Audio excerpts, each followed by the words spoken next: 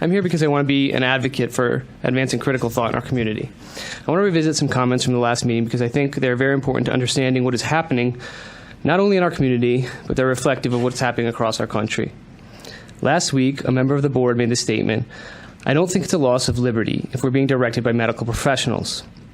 And I argued to the board that this is an appalling statement for a public official to make. I appreciate in particular Mrs. LeBlanc's approach to her service. You take notes, you pay attention when we speak, and you actually take time to address our concerns, whether or not you agree with us. Mrs. LeBlanc addressed my comment, but in doing so defended against an argument that wasn't made, and a response to a comment that wasn't made. She defended saying she trusts and believes doctors. I did not argue that it's appalling for her to believe doctors, though, because that wasn't her statement. I support fully you having the liberty to make decisions for yourself and your family. I wish you would fully support mine. What I find shocking is the willingness to say publicly that there's no loss of liberty if it comes at the hands of medical professionals. That is not only a refusal to acknowledge history, but an endorsement of technocracy and a rejection of our constitutional republic, intentional or not. Benjamin Franklin said, "Those who would trade essential liberty for perceived temporary safety deserve neither." Mr. Ryder asked me several times, "Why are you even here after the last meeting?"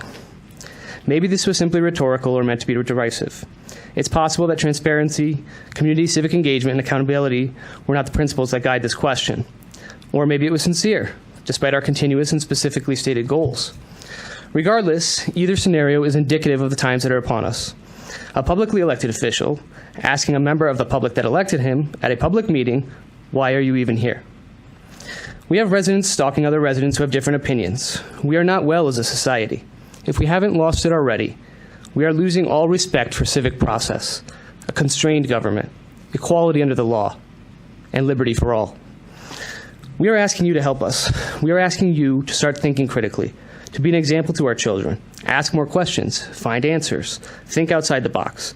Help us find a way to end the destruction of our liberties.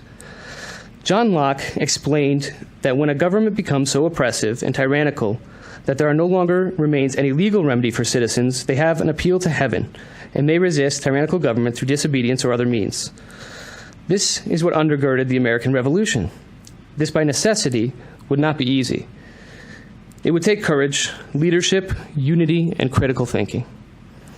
If a document of specific written questions from parents doesn't tell you why we're here, let me state it more broadly now. I am here to advocate for liberty. I am here to advocate for the truth of God. I am here to advocate for my children, and I am here to advocate for your children. Thank you.